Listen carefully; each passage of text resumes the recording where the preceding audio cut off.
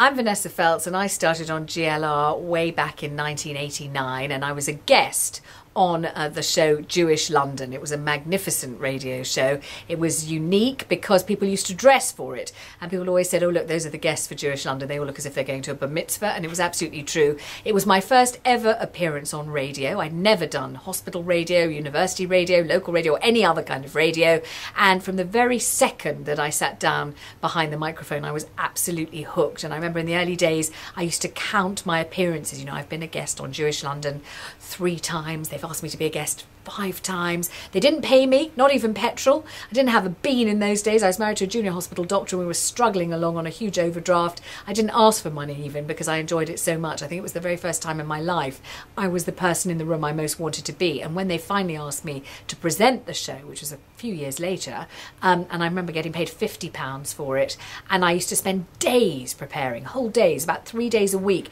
just preparing for that show. I read every single book and I wrote from cover to cover right through in case anybody would ever catch me out, and I wrote, I think it was 17 questions for every single guest, just so I'd never be caught without a question. But I never really got the hang of driving the desk myself. I was supposed to do it, but I never really got the hang of it. So I used to rope in any nice interloper or passing stranger who looked as if they had a technical bent and beg them to drive the desk for me because I could never really do it. But I became a presenter of Jewish London, which I then called the bar mitzvah of the airwaves. I used to have these marvellous jingles that said Jewish London, British Broadcasting, with diced carrot on the top, and I used to say don't forget to phone your mother at the end of every broadcast. And eventually I said to Trevor Dan, do you think I might be able to present a human show? You know I'm Jewish certainly through and through, but do you think I could also be human?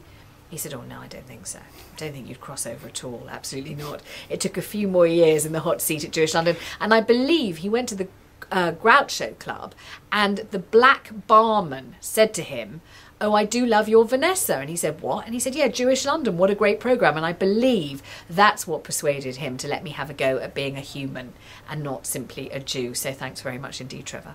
Well, I loved GLR because there was an atmosphere of genuine kind of earnestness in the building. You know, you had Irish London in one room, busily beavering away, trying to make Irish London the most Irish, the most authentically, quintessentially Irish show you could possibly ever have. In another room, you had lesbian and gay London, and they were busily struggling to put the gay and lesbian seal of approval on the map for London, and they were really putting together a marvellous show. Then there was Asian London, presented by, I think, one of the most glamorous presenters I've ever seen. And that was a terrific show, and people were working round the clock on that too, all for very little money or indeed no money whatsoever. And the idea was a kind of healthy competition and a genuine belief in radio, a belief in local radio, a belief in niche radio, a belief in talking to a target market that maybe had never been catered for at all on radio. And I really loved the pioneering atmosphere, and I absolutely adored the fact that I was presenting a show. Eventually I became the presenter of this show on a Thursday night, Jewish London, the bar mitzvah of the airwaves. And the thing I liked about it was, one minute I could be interviewing a unicycling rabbi from Edgware. The next minute I could be on the line to the editor of the Jerusalem Post live from Jerusalem. The next minute I could be interviewing Jackie Mason, who famously said, Jews in London? Are there any Jews in London? Really? You've got Jews there? Really? In what, in London? It was fantastic. So in one minute I'd be talking to a Holocaust survivor. The next minute I'd be talking to somebody who'd baked a cake for the Wheat So Bake-In at Finchley Reform Synagogue. And it was the best training any broadcaster could ever have. So when eventually I got snapped up to present the Vanessa show on the television, and they said, well, you'll be interviewing ordinary people, I thought, well, cool, blimey, I've done that. And one of the things I knew was there's no such thing as an ordinary person. Every person is extraordinary, whether it's a unicycling rabbi or a Holocaust survivor.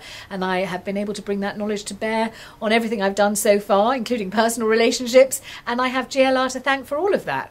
Great place to work, a wonderful place to learn about the art, the craft, the fun, the skill, the misery, the torture of radio.